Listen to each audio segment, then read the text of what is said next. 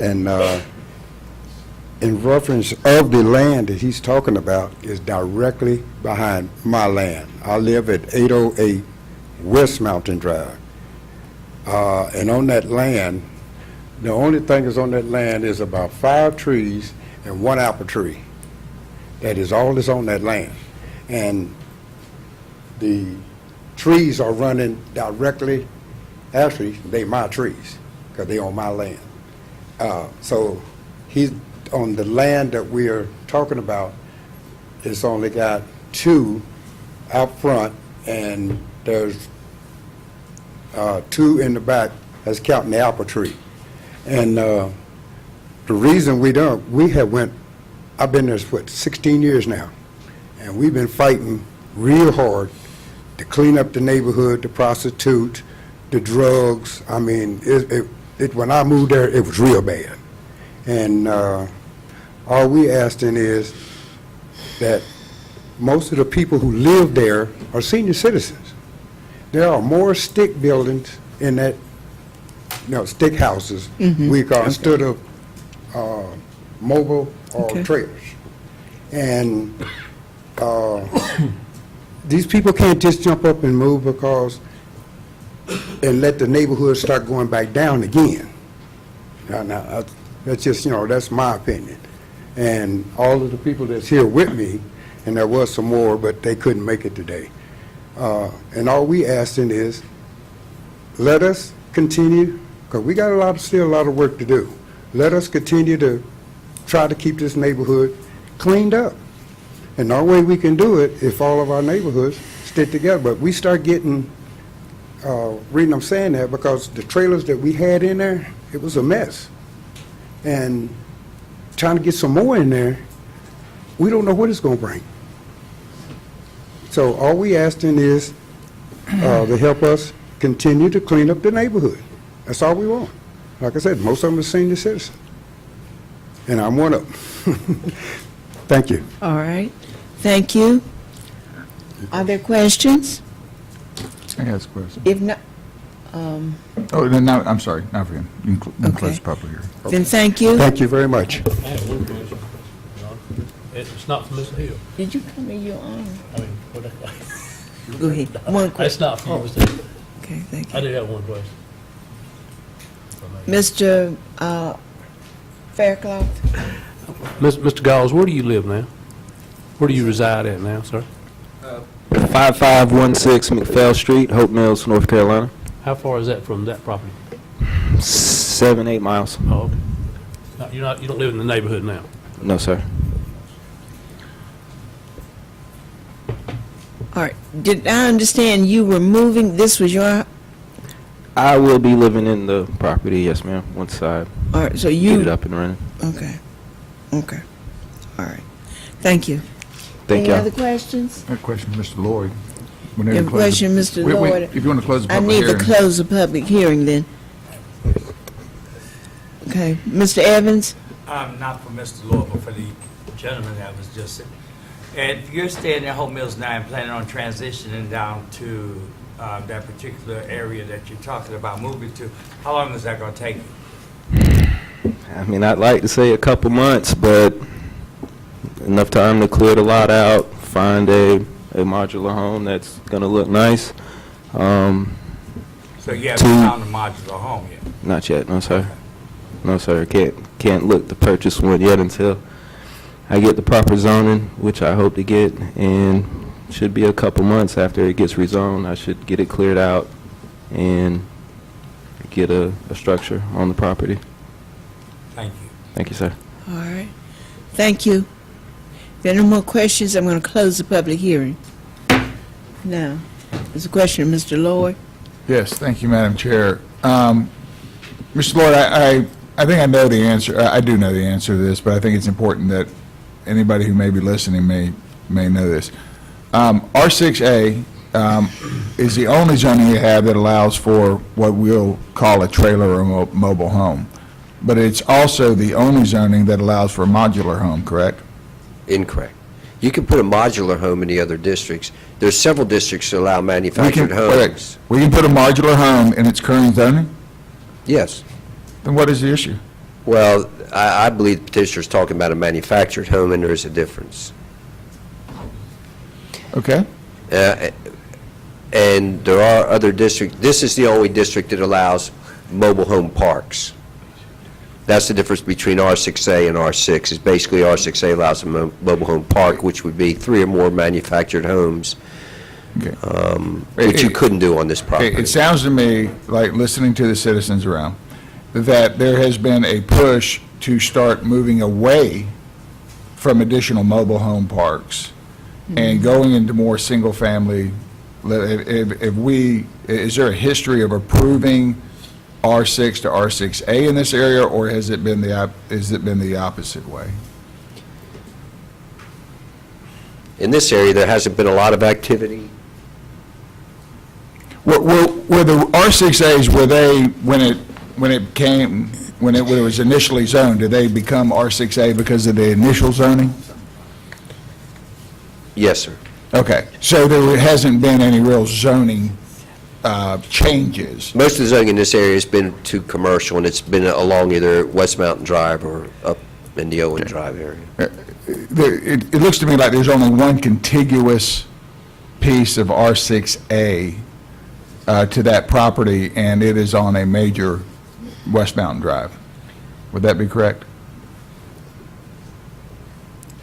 Yes, sir. Okay. Well, you've got the R6A behind it, too. Right. Let me point out, in looking at this history, there have been in the last 10 years, there haven't been any rezonings to R6A.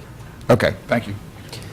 And I want to make clear one thing that Commissioner Faircloth brought out.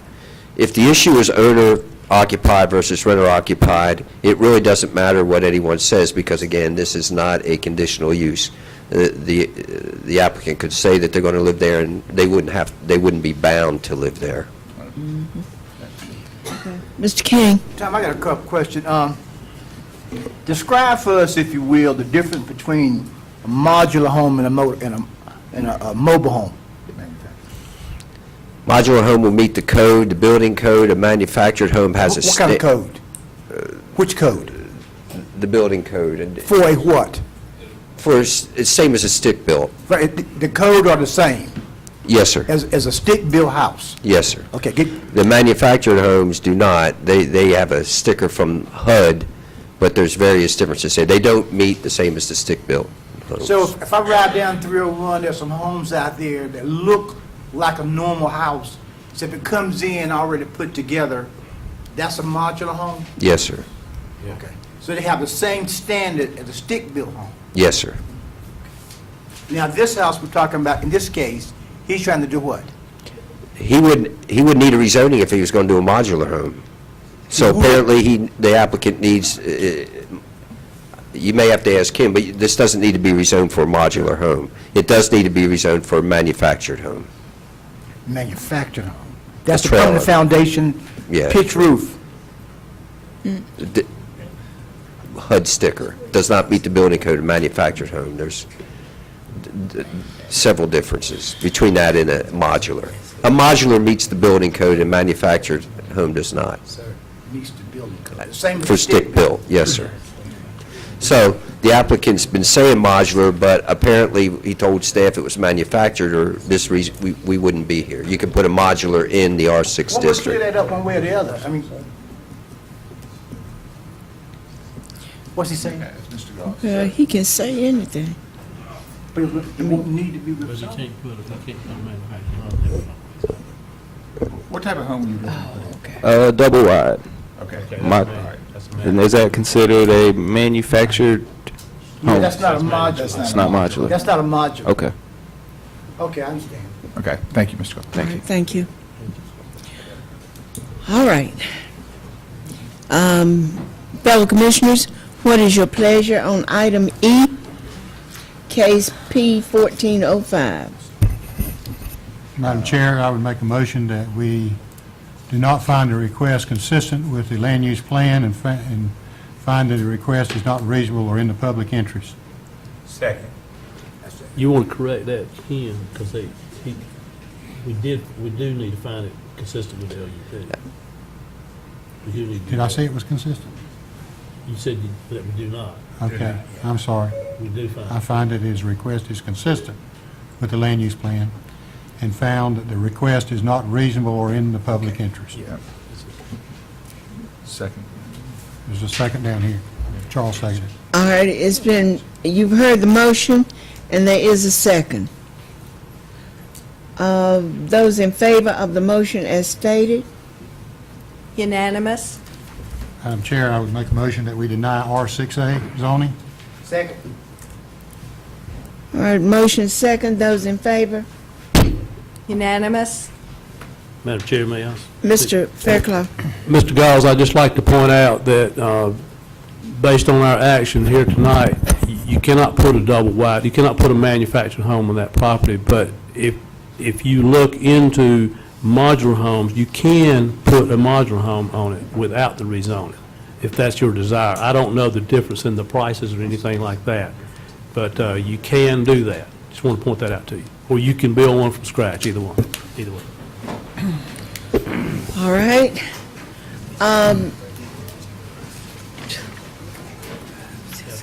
We have item F, begins the 7 cases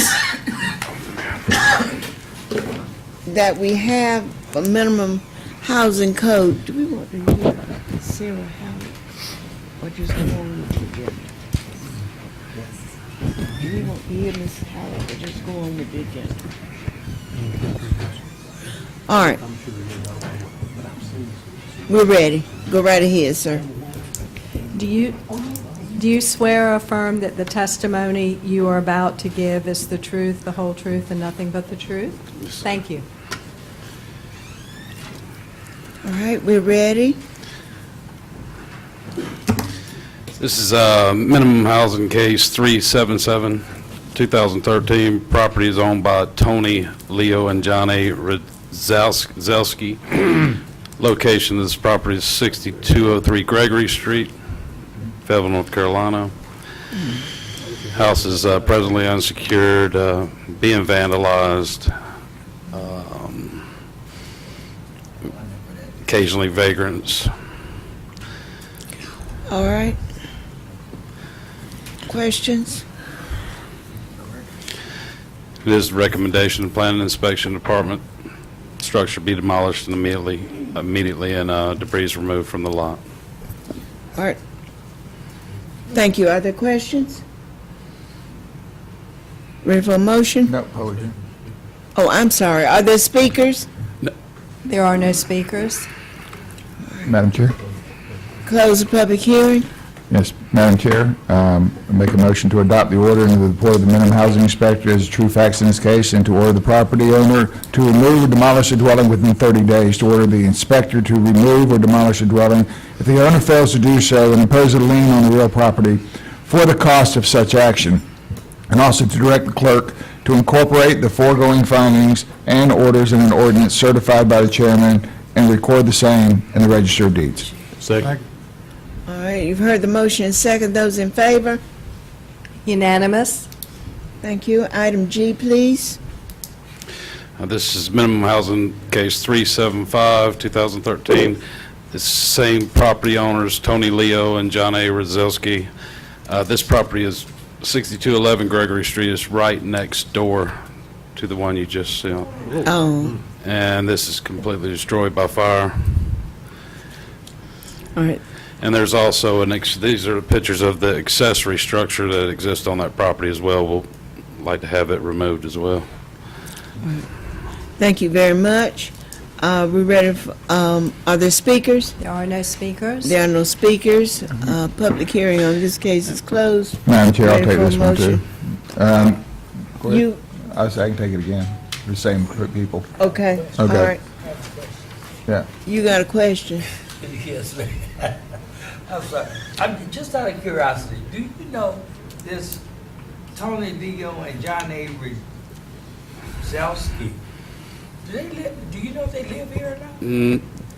They were, the mail was going to Alabama. Okay. Mm-hmm.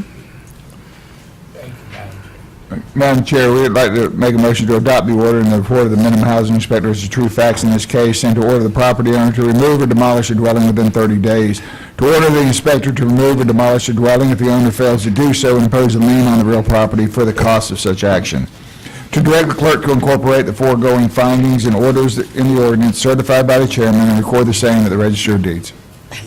Second. All right, you've heard the motion. It's been made and seconded. Those in favor? Unanimous? Thank you. Item H.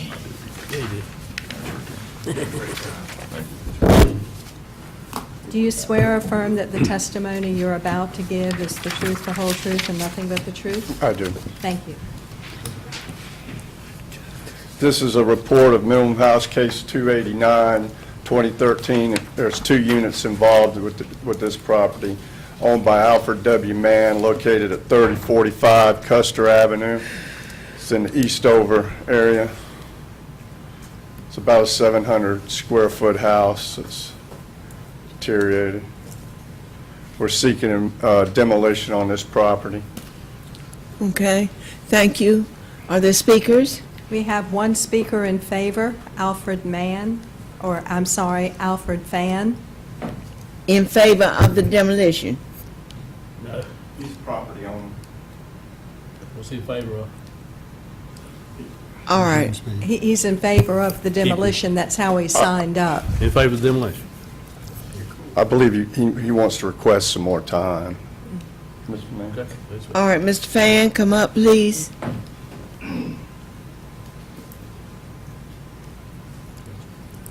Hello.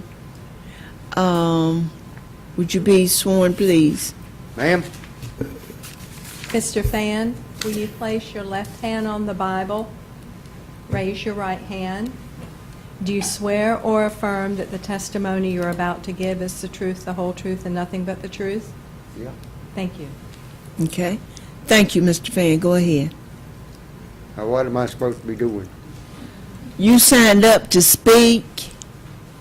Are you in favor of us going ahead to demolish this property?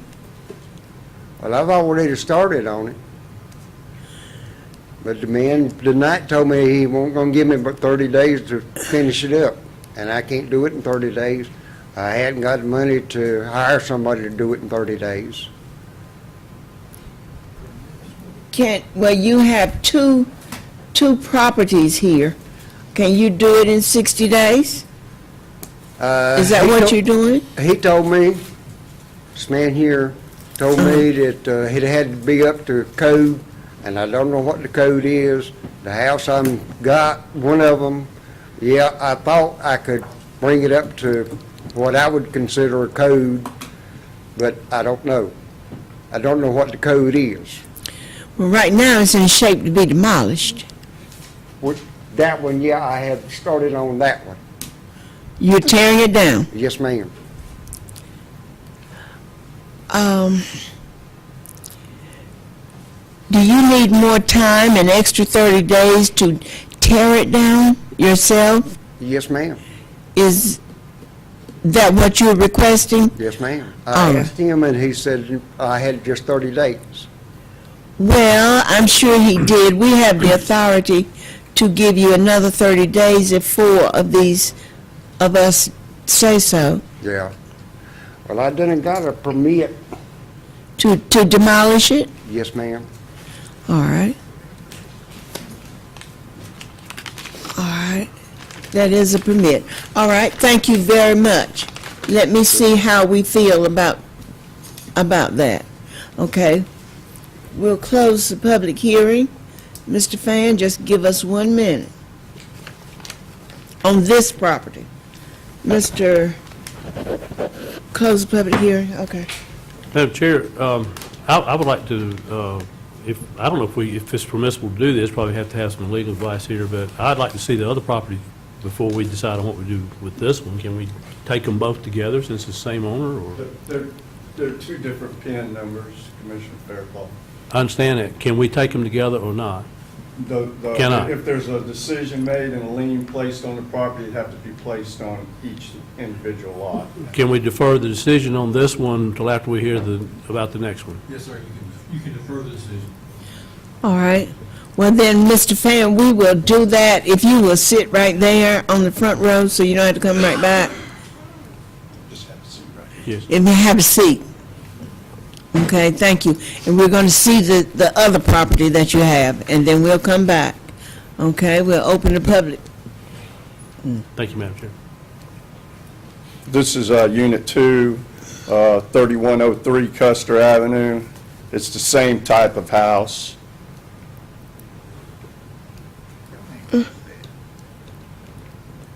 It doesn't have any heating and air in it, any plumbing that I know that works. It's sitting on those cinder blocks there with no attached foundation.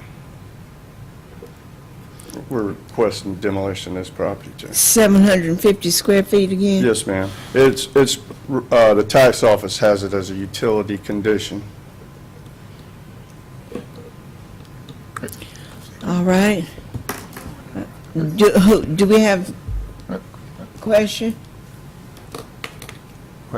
Question, go ahead. I imagine if he wants to bring it to livable conditions, he has to put a concrete slab in there, right? Right. Okay, so, but what if he wants to keep it as a utility shed? It's not permitted. It's not to permitted. have an accessory structure without a primary structure. Okay. If I could just fill in, to put a slab underneath this and bring it back up is really unreasonable economically. Yes, sir. Okay.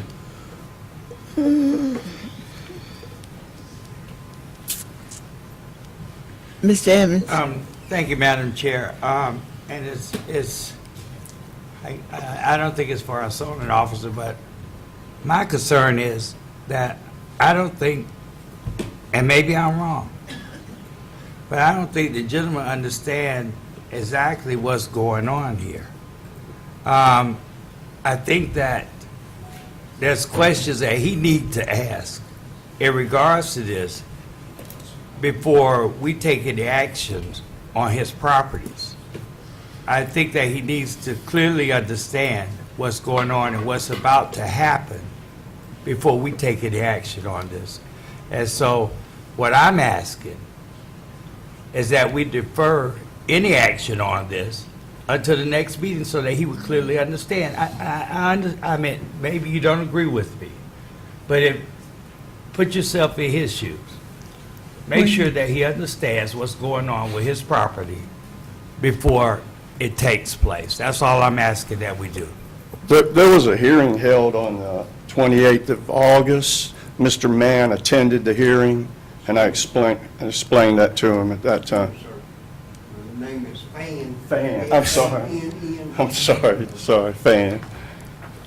He attended the hearing, and at that time, he obtained the demolition permit and started the demolition Friday. Okay. You understand what's going on, sir? You don't? Well, yes. Sorry, maybe I should have asked the question. No, I understand. Yes, I'm getting. I understand, but, and at first, that's what I had too, but I thought after 7 months, Yes, sir. I had your same concern. Yeah. Okay. Well, I kind of have the same concern as Mr. Evans does. I am somewhat concerned about the time. And I'll ask Mr. Hatcher this, is there any complaint within the neighborhood about this property? You don't have to reveal any names, just, are there? That's how it came about, your attention, initiated, yes, sir. Okay, and is there any public safety issue that's going on, or the vagrants moving into the property? Is there anything of that nature going on? Well, it's kind of out in the country. It could be a potential dump site. I mean, The two properties are side by side? yes, sir, you see that building in the corner there? That's Unit 1. Okay. It- So the land's worth more than the building's worth? Yes, sir. Go back to that picture, please. That photo. Now, which one are you saying is Unit 1? The upper left corner, in the background by here. Okay. And And that this one, one's to the right of that. on a triangular shaped lot. Okay. All right. Now, we have, I may need the attorney for this, but are there any other speakers? Mr. Fan, do you have any comments about this property, or did he sign up for this one? Yes, ma'am, he did. All right, Mr. Fan, could you stand back up, please?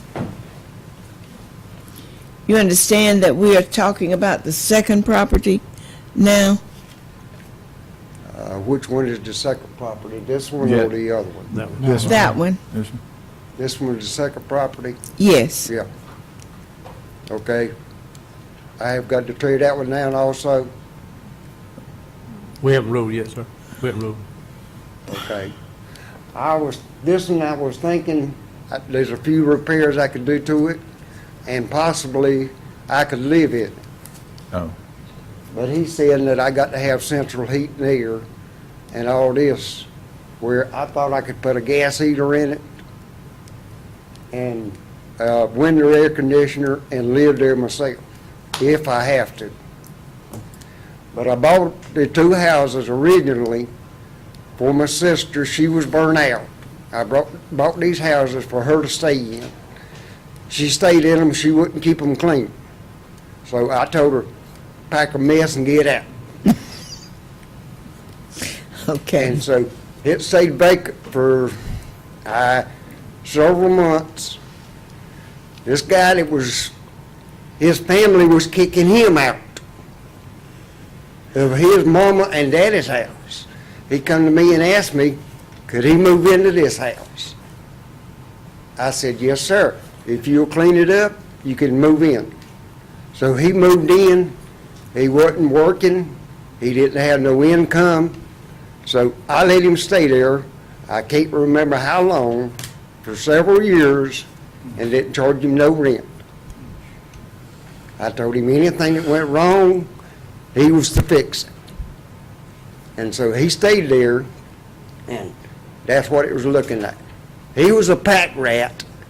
Anybody that throwed anything away, he'd go get it, bring it to that house, and keep it in the house or in the yard. So when he died, excuse me, his brother-in-law and sister said that they would clean the property up. So they come out there and got the metal stuff that they could sell. They got other stuff that they wanted themselves, and they left the rest of it. All right. And so I'm stuck with it like that. All right. So if I got to tear this one down and the other one down, if I need to, I can sign the property over to the county. All right. It looks like, Mr. Fan, that that's where we are. Okay. That you're not going to be able to bring that one up to code, and both of them need to be demolished. Okay. Where do I go back sending the property over to y'all?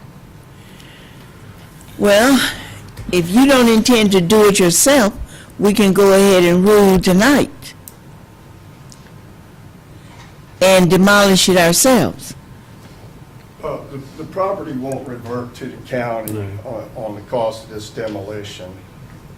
There'll probably be about a $4,000, $3,000. There'll be a lien, Which right? he'll be able to pay off and have a clear and vacant lot that he can develop. Okay. That's what I meant, that it would, we'd do it and you would be assessed the fees. You would, the cost of the demolition would go to you. It would go with the property, follow the property. Well, then I just sign the property over to you. We don't want it.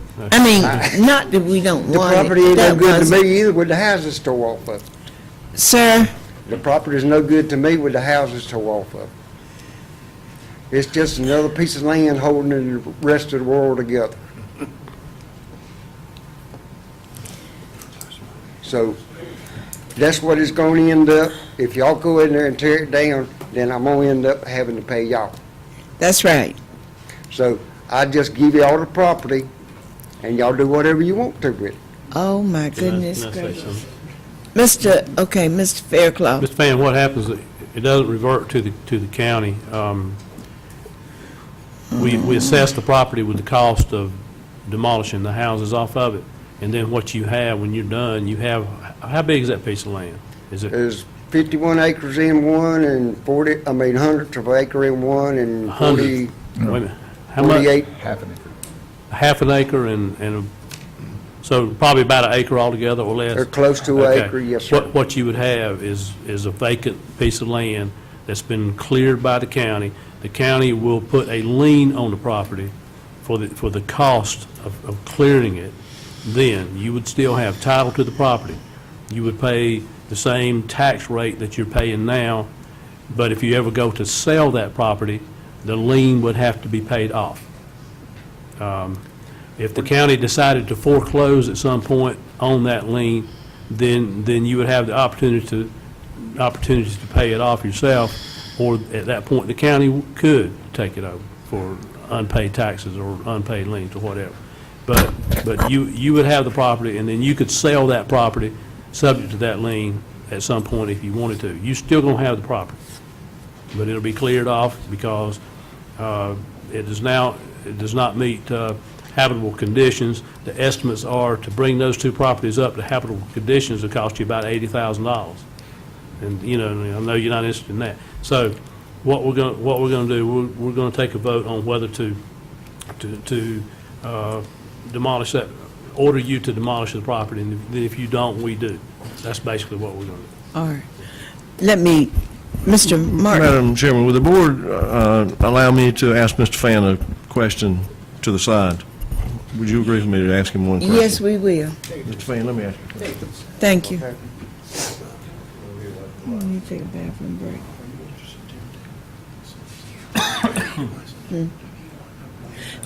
We're gonna take a 5-minute break while he does this, please. 5-minute break, please. 5, not 6, 7, 8.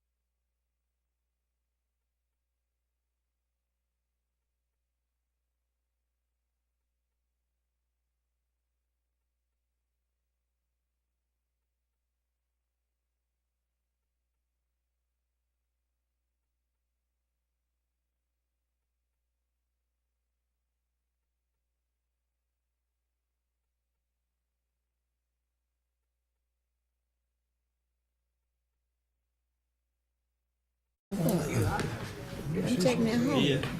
She got on the cart. Here's the deal. All right.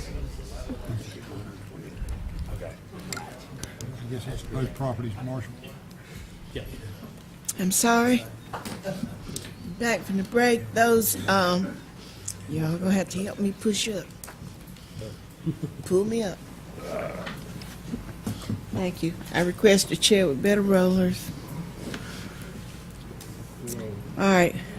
Recess is over. 1:30. The public hearing is closed. I believe we worked something out. Mr. Fairclough. Madam Chair, with regard to case number MH 289-2013, Unit 1, I move that we adopt the order of the minimum housing inspector as true facts in this case, and that we order the property owner to remove or demolish the dwelling within 120 days. We order the inspector to remove or demolish the dwelling if the owner fails to do so, and that we impose a lien on the real estate for the cost of such action. Second, Madam And that we direct the clerk to incorporate the foregoing findings and order in an ordinance certified by the chairman and record the same in the Register of Deeds. All right, it's been moved and seconded. Heard the motion. Those in favor? Unanimous? Thank you. Next, Mr. Fairclough. Madam Chair, with regard to case number MH 289-2013, Unit 2, let me find my place again, I'm sorry. Okay. I move that we adopt the order and report of the minimum housing inspector as a true facts in this case, and that we order the property owner to remove or demolish the dwelling within 120 days, and we order the inspector to remove or demolish the dwelling if the owner fails to do so, and impose a lien on the real property for the cost of such action, and that we direct the clerk to incorporate the foregoing findings and orders in an ordinance certified by the chairman and record the same in the Register of Deeds. Second. All right, you've heard the motion. Those in favor? Unanimous? Thank you. And thank you, Mr. Fan. That's all we need. Item J. This is a reported case, minimum house 374, 2013, located at 3775 Critter Creek Road. This was a single-wide mobile home that was ordered demolished Oh, my several months ago. Yeah. There had been no progress started on it, but as you can see now, we're coming along with it. It's about halfway done. I think Ms. McDonald's requesting a little more time to finish this. All right. Thank you. Are there speakers? We have one speaker in favor, Ms. Cynthia McDonald. I just, like he said, need a little more time. My husband has heart problems and has a bad back, and because of the weather and his health condition, I do need more time. How much time are you asking for, ma'am? I'm hoping to have it done in a couple of weeks, the rest of it tore down, but, I mean, it just depends on the weather and stuff, is what we're debating on. And like I said, he does have heart problems. He's had 3 heart attacks, and he's got 3 bulging discs in his back, one that's putting pressure on his spinal cord in his neck. So he's limited on what he can do, and he has good days and he has bad days. So I'm just... All right. Okay. Are there questions? No question. Oh, Of Ms. McDonald. I'm just going to make a motion. okay. Thank you, Ms. McDonald. And I'm going to go ahead and close the public hearing. Mr. Melvin? Yes, I'd like to make a motion to adopt the order and report of the minimum housing inspector's true facts in the case, to order the property owner to remove or demolish the dwelling within 60 days. Will that give you enough time? To order the inspector to move or demolish the dwelling if the owner fails to do so, and impose a lien on the real property for the cost of such action. Direct the clerk to incorporate the foregoing findings and orders in an ordinance certified by the chairman and recorded in the same in the Register of Deeds. Second. Second. Oh, all right. Thank you. Are there questions? Hearing none. Those in favor? Unanimous? All right. Thank you. 2 months. Item L. This is case MH 431, 2013, located at 3397 and 3417 Departure Lane in Eastover. There's 3 structures on this property. Single-family dwelling, single-wide mobile home, and this is the other structure. All right. Thank you. Are there speakers? There are no speakers. All right. There are no questions, and I'm going to close the public hearing. What is your pleasure?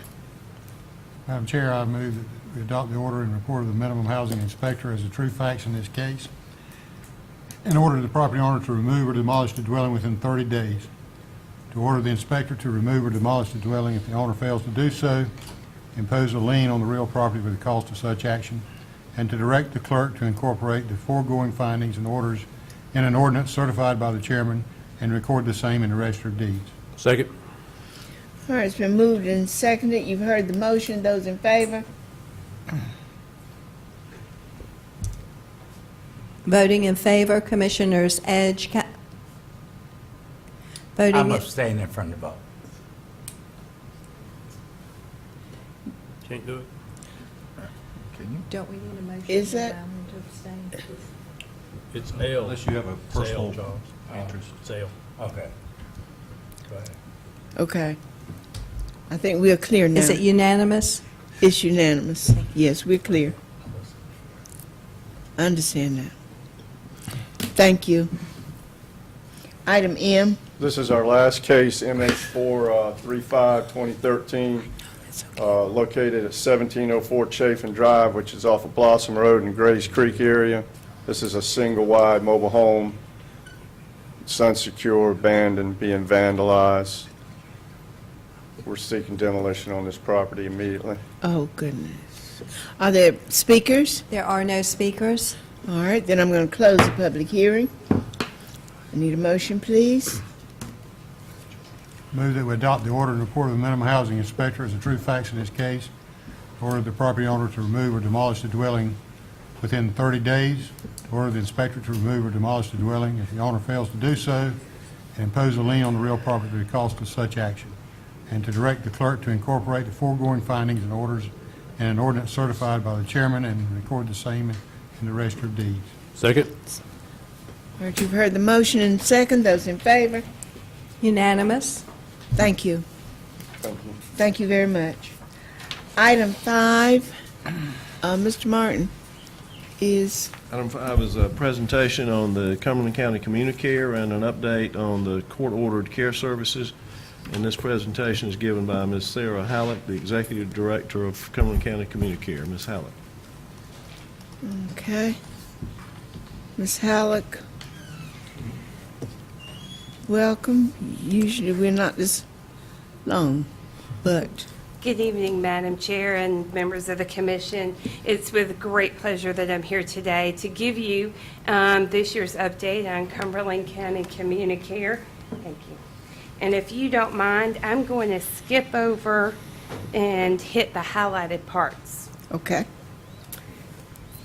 Accomplishments. Communicare is an agency that's been nurtured by the county for over 15 years now. And what we've been able to do is to really develop our tools and our skill set to meet the needs of the youth and the families in the community. 93% of the youth that are going through the juvenile court system demonstrate trauma. From abandonment to sexual victimization, 93% demonstrate the clinical level needs for trauma interventions. Communicare is establishing our response to that clinically. We're involved in 2 different initiatives that require us to be involved in 9-month learning collaboratives where we have clinical supervision, but we learn how to provide the best possible care for these youth and families. So we're very proud of that and what we're able to do there to make a difference. We also went through the request for proposals advertisement with Alliance Behavioral Health in December, and I'm happy to announce that we will remain in that provider network. We also completed the Gold Star monitoring process with them in December also, and remain in very good standing with our MCO. Well, it's great to talk about what you're doing and what you're planning and how you're growing and your outcomes. It's really important to show your consistency. And so for this year, I wanted to show you our 5-year trend with our outcomes with these CommuniCare programs. As you can see, well over 70% of the youth and families that we serve are satisfactorily or successfully completing our programs. That means that we are coming together, we're working with the youth and their families. We're working with them around their school issues, their court issues, their peer issues. We create a holistic service plan that includes the family. We can't change the youth without addressing the family needs. And so we're very proud that over the last 5 years, 73% of our outcomes have been very successful with this group. We're keeping them involved in school. Over 92% of our youth remain in school without long-term suspensions, expulsions, and dropping out of school. This is very important for us because no matter how consistent you are, you have to have a good cost-benefit ratio. And so in this particular spreadsheet, what I've given you is the cost for program services at CommuniCare versus an average 8-day stay in the juvenile detention center, which of course the county has to pay half of that daily rate. The commitment to a youth development center, and also the cost of juvenile probation. We feel like you get more services with much better outcomes by investing in CommuniCare and these other programs that are out there to serve youth and families. That is one thing that's been very strong about Cumberland County, the manager, the staff, and all of you, is that you have chosen to invest your dollars over the last 15 years on the front end of the system, where we know you get better outcomes, long-term outcomes for these youth and families. And this just demonstrates how you're doing that. This year, we were asked to take on the daily operations management of the court-ordered care program that was formerly a part of the mental health clinic.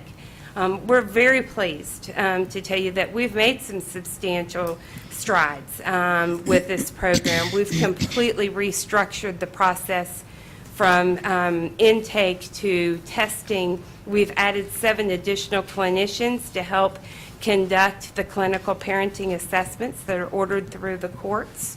Right now we have 234 cases that are open.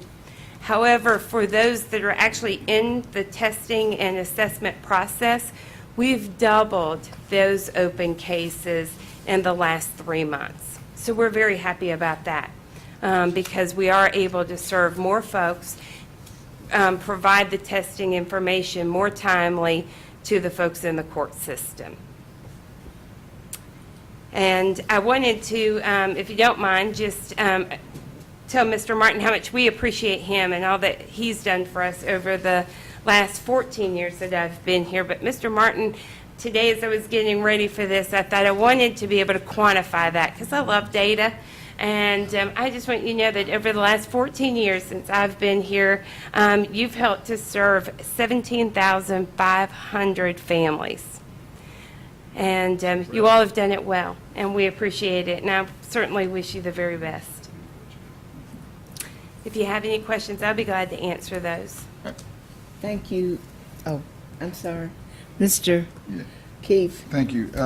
Ms. Halleck, you threw out a lot of numbers out there. And do I understand that 92% were clinically traumatized people that would, if they're, is that true? That 93% of the youth that are being served through the juvenile court system demonstrate trauma at different levels. Okay. Whether it's abandonment to sexual victimization. Okay, demonstrate trauma. Mm-hmm. does that qualify as mental health issues, clinically diagnosed mental health issues? We use several screening tools to determine the level of clinical issues that they're having with that. What we do is we administer a UCLA PTSD index, and it tells you the level of trauma. Not all of our youth have clinical trauma, and so that's why we have two different learning collaboratives. The Sparks is the second one. It's really more for chronic stress and for those that don't exhibit clinical trauma. So is there still 93% are clinically trauma? I mean, does that qualify as? It's not, it may not be clinical, Okay, I but thought that there you is said trauma. clinical. I thought you said clinical. And then you have a positive outcome on 73%. Can you tell me how that equates to recidivism rate to the court system? The recidivism rates are the rates of reoffending. And we don't ground all of our outcomes data just in recidivism. It's a big part of it. For our deeper end programs, the substance abuse treatment programs for the more serious chronic offenders, the recidivism rates are going to be at about 30%. Overall, for the delinquency, the treatment, other programs, it's higher, it's at 73. So how do you measure success?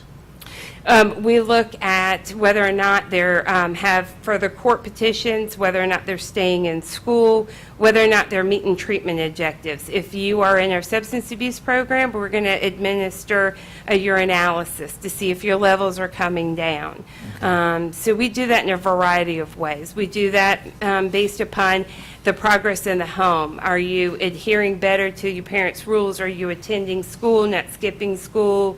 Those kinds of things also. And do we lose track after they turn 18 and they leave the home, or do they go into a different program? We try not to, but the difficulty is they move around a lot, and so they don't leave a forwarding address, and so it's really hard to try to track them long-term. Okay, thank you. We do for at least 1 year.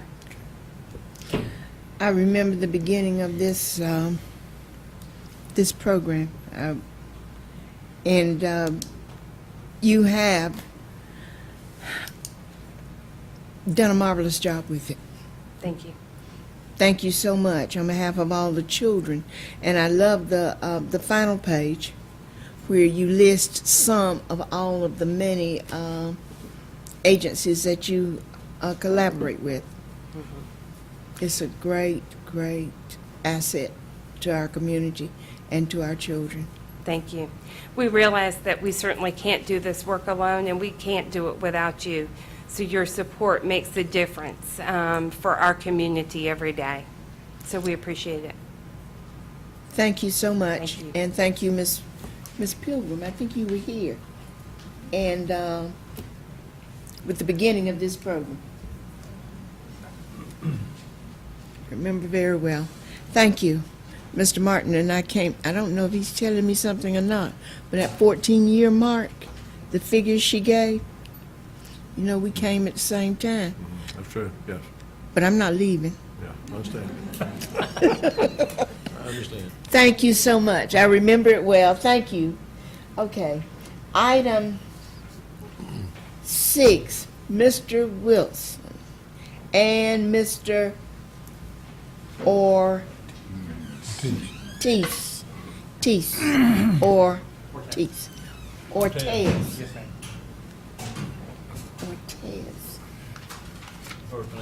It's Hispanic, but it's way back. Okay. I am so sorry. I'm apologizing to everybody about the length of this meeting, and I'm sorry I couldn't move everybody up, but they were going to the western part of the state where the ice is coming down tonight. We just want the mayor to feel welcome. We wanted the mayor, Mr. Mayor, you want to move up closer?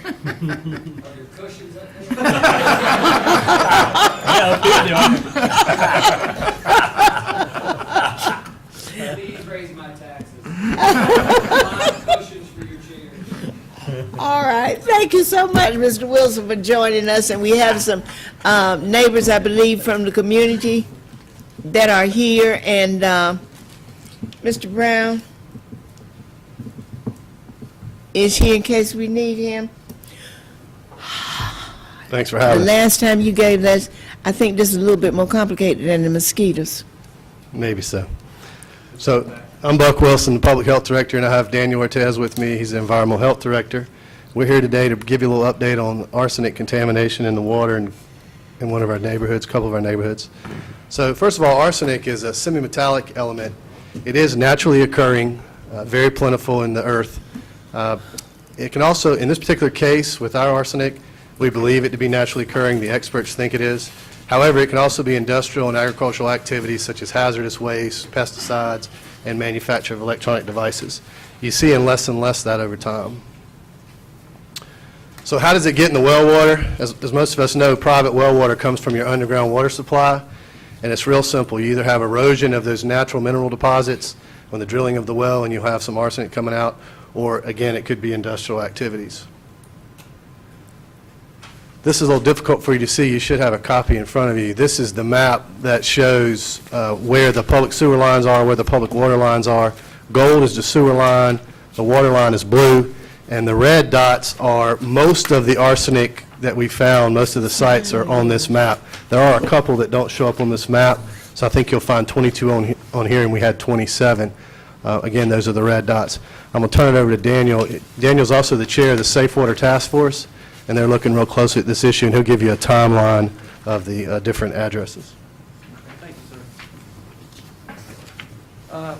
First of all, a little timeline information. Back in 2012, 186 Bullard Circle, we did a new well, and we tested it, and it came back with an elevated level of arsenic. We talked to the homeowner, told him what the situation was. We did a resample. You see there's a little time difference there. We have to work with the homeowner because we have to get permission to go back and correspond with him. We did the resample, and it came back elevated as well. Our environmental staff, every time we get a water sample, we normally talk to the homeowners, let them know the situation and how to remedy it if we can. The owner decided in this case not to use the well. This was the only incident that we knew of at the time because we didn't have any records of any other water samples in the area.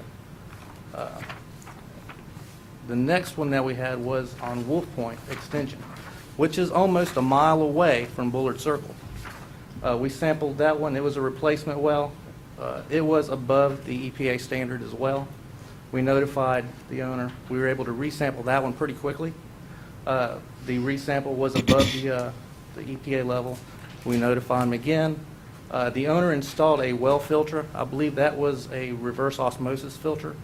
We resampled, and that one became okay. It was below the standard after the filter. The next one, as you see, is Rachel Road. That was also another replacement well. Rachel Road is actually even further away from Bullard Circle, so about 1.5 miles. So we really didn't have any indication that Bullard Circle was an issue. We did a resample. The first sample was just below the EPA standards. It was 0.09. The standard is 0.1, or 0.01, I'm sorry. That was rather high in our, for reasons, we felt that we needed to retest it anyway because it was close to the limit.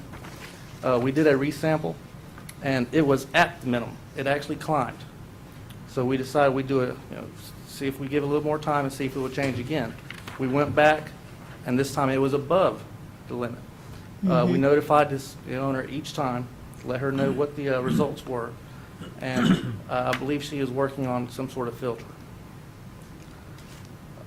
The next samples that we had were on Ramsey Street. Now, Ramsey Street sites were a lot closer. It's right on the other side of, there's a lake over on Bullard Circle. The first sample was above at the 6639. We went back, tested the neighbor, which is right next door. It was above the EPA standard.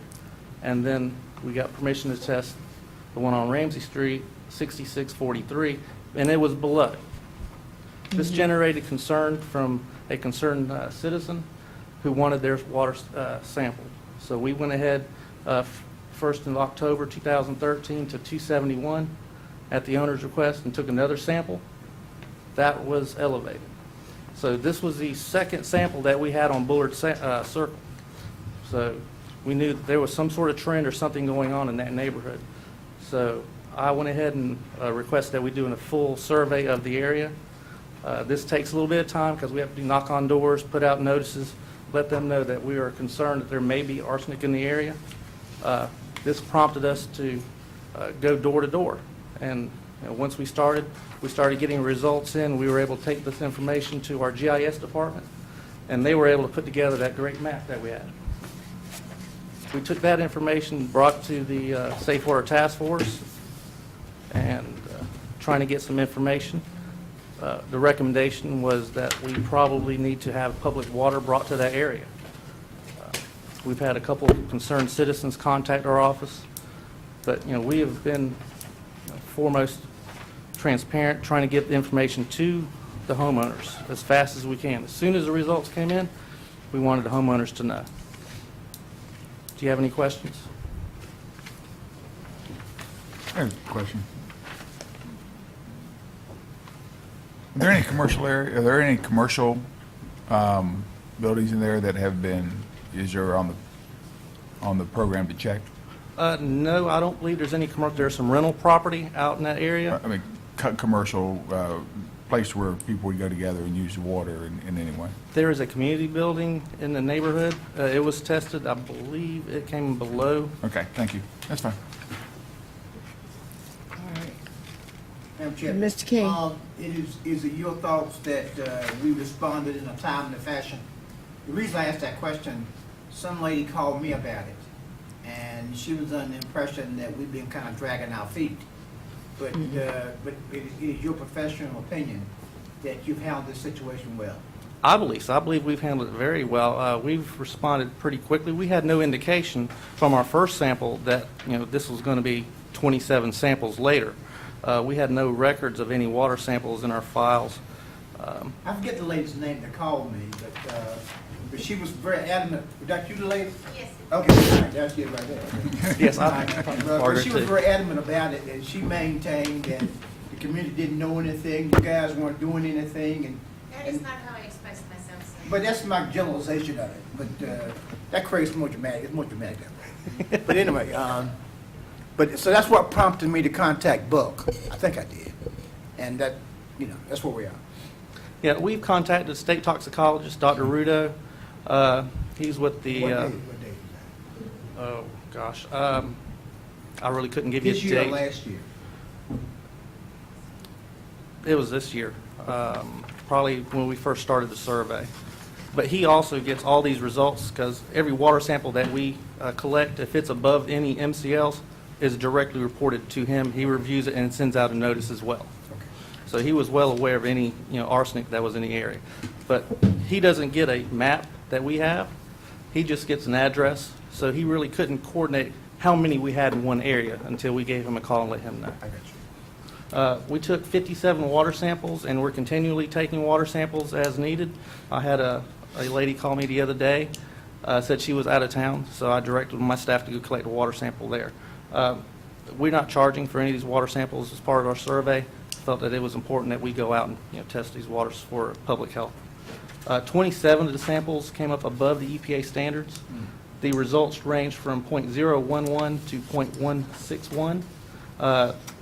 Above .010 is the elevated sample that we were concerned about. But as a public health standpoint, anything that's detectable, we feel is a concern because it is arsenic. Next steps, we have a public meeting set up with the community, March 20th at 7 o'clock at Long Hill Elementary School. We've invited several state officials. Public utilities will do an assessment.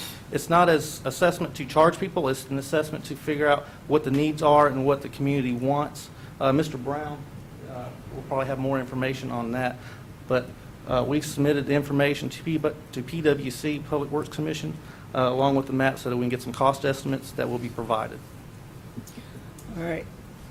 So what is our proposed timeline?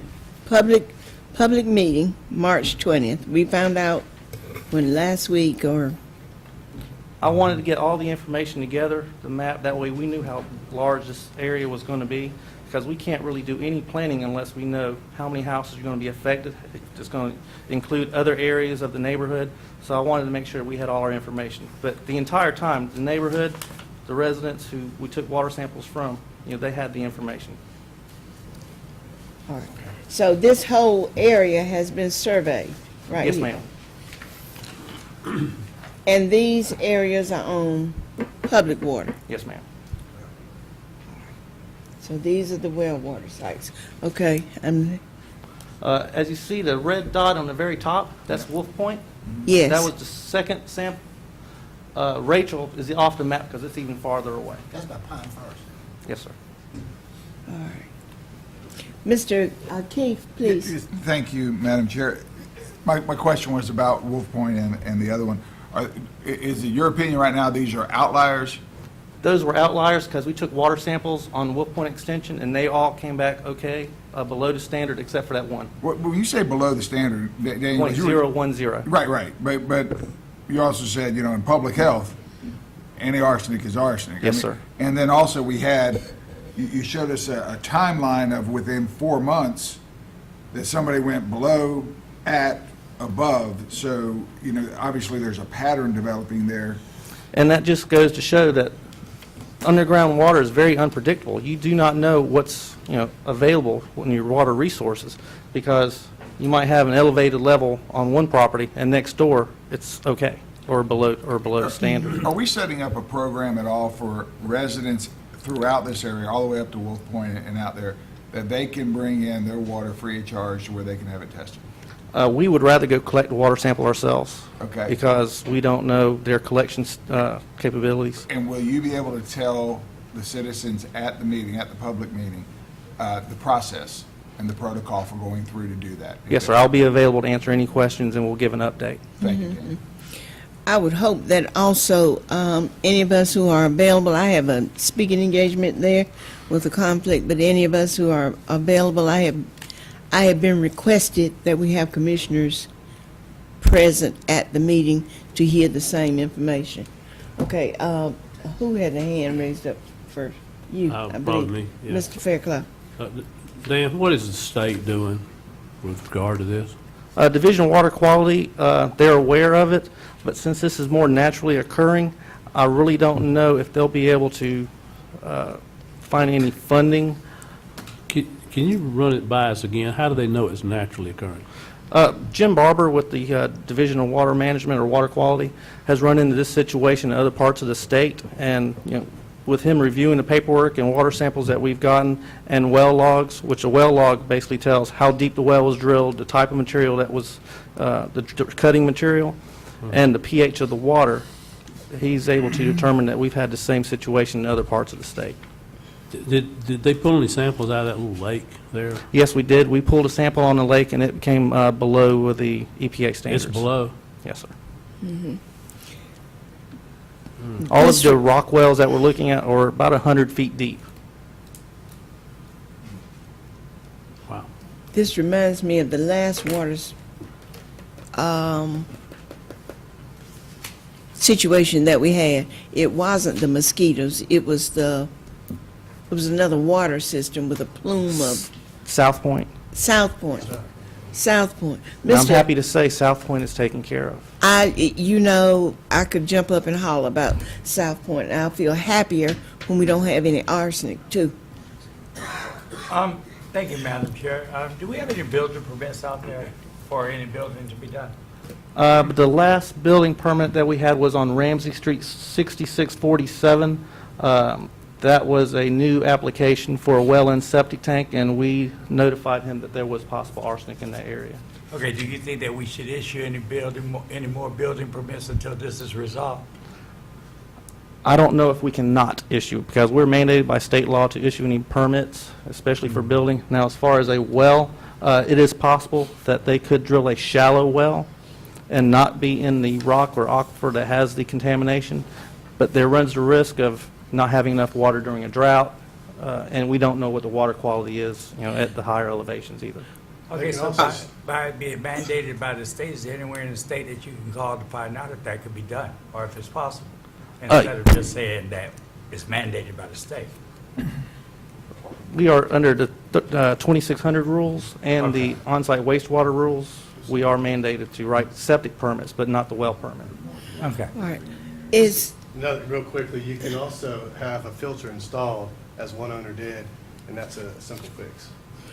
all right, does anyone,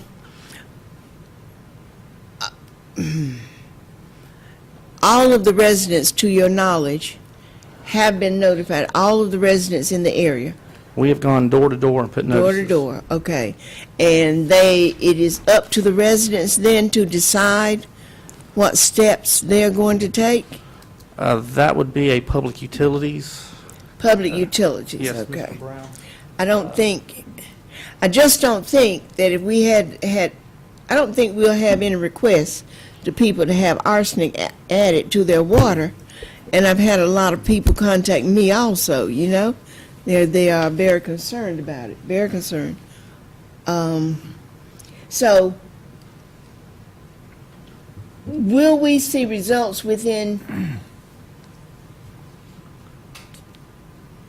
I really can't give you a timeline because... that's what I've been asked for? Yeah. Okay, so, I really don't know what the timeline will be. As you said, with South Point, look how long that took to get public water to that area.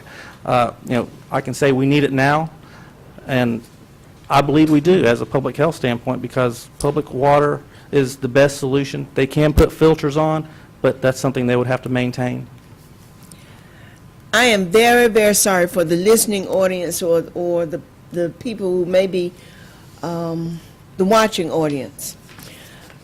We don't have the opportunity now just to put in a system for the rest of the county. Maybe 25, 30 years ago, we could have, because there were funds available, but we don't have that now. Unfortunately, we don't have that now. Mr. King? One question. From a public health policy point of view, what is our responsibility in view of the present findings? Notification, basically, we went out, we located, the wells, we took water samples, we notified the homeowners that there was arsenic in their wells, and we gave our suggestions as far as putting in some sort of filter, not to drink the water, to drink bottled water. From here on is our standpoint that we need to bring public water to that area. Say that the last part again. We need to bring public water to that area. All right. Well, I'm sure on the task force, I'm glad that task force was never disbanded, and we are still working in collaboration with the other agencies. Public water is close, so we're going to assess the situation. And we're working with PwC, our own public utilities in the state, and the state toxicologist to get as much information to the citizens as possible. Okay. All right. Mr. Evans? Yes, ma'am. Thank you, Madam Chair. And just for clarification, when you say we need to get public water to the area, how soon are we talking about getting this public water to the area? Well, we've asked everybody to be on bottled water, so as soon as Okay. possible, sooner the better. Okay, the sooner the better, so you don't have a time frame in doing that.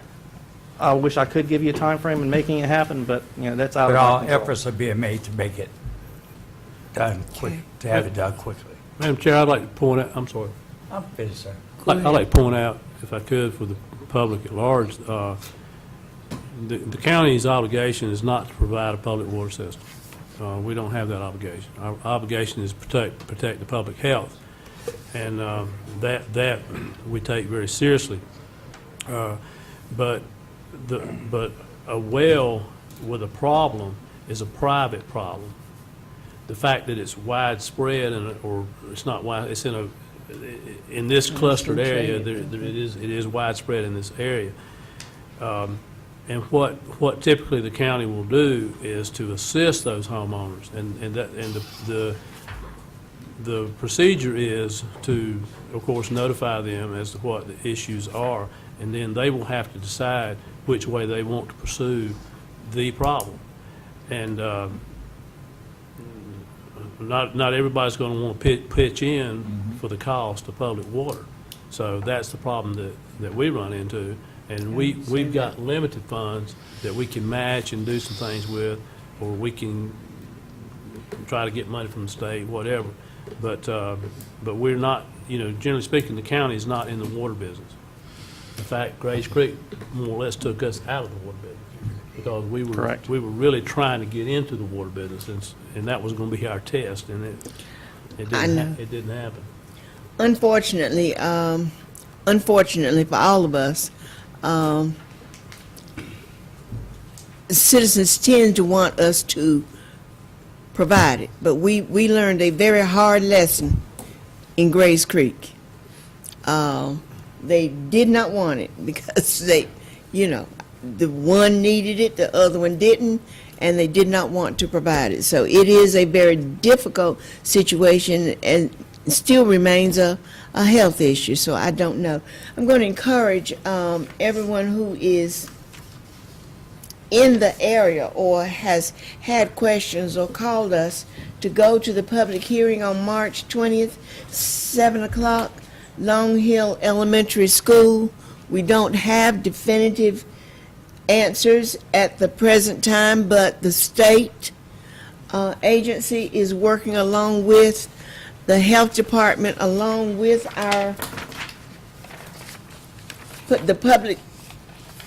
public utilities, which will assess the situation, and you will be reporting, I guess, back to us with all deliberate speed. Yes, ma'am. Okay, Mr. Melvin? Yes, thank you, Madam Chairman. How close is the PWC line to that area now? Right at the beginning of the street. I see that, but is that a mile, 100 yards? 900 feet probably. Okay. It's less than 1,000 feet, I think I was told. It looks like it. It's right at the beginning of the street. Thank you. It's outside the city. Correct.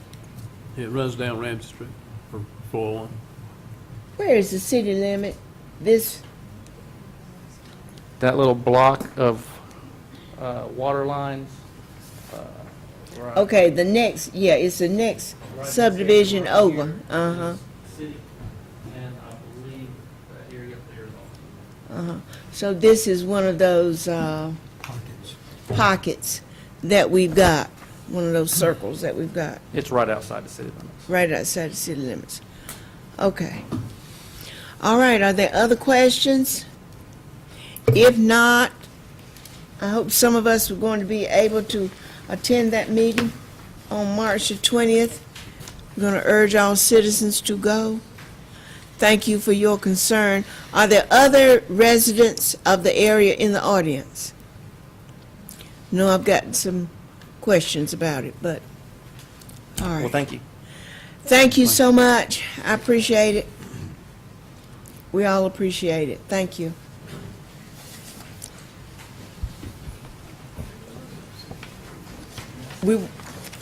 I'm sorry, I didn't imply to you that we were going to have a vote, did I? You didn't think we were going to have a vote? Oh, okay. All right. Thank you. Thank you very much. Okay, item nominations to boards and commissions, item 7A. Madam Chair. Mr. Whoever spoke over here. Keith. Yes, Madam Chair, it's my privilege to nominate Major General Retired Rodney Anderson for the Workforce Development Board. Excellent nominee. Excellent nominee. Okay. Tourism, 191, I can't get it fast enough. Tourism Development Board. Madam Chair, I would nominate Manish Mehta. All right, Who's thank completed his you. first term, eligible for reappointment. Eligible for reappointment. Mr. Edge, are you ready with item 8, please? Yes, Madam Chair, we have an equal number of appointments in items 8A, B, and C. 8A is appointment of Vivek Tandon to the Tourism Development Authority as chairperson. And item 8B is the appointment of Equalization and Review Board, appointment of officers. Bill Holland, chairman, George Turner, first vice chairman, Doug Stevens, second vice chairman. And for the Animal Control Board, there's 2 vacancies. The nominees are Shelley Bryan and Cindy Collins.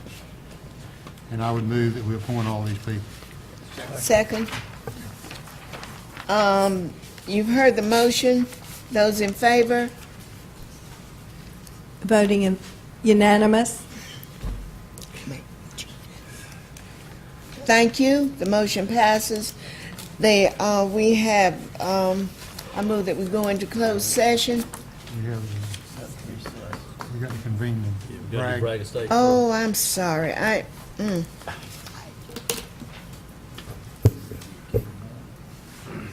Please ignore what I said. And we are now going to recess the Board of Commissioners meeting and convene the,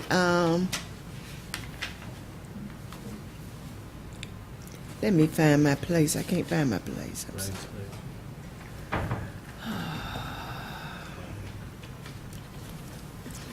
And we're going to convene now the Bragg Estates Water and Sewer District Governing Board meeting.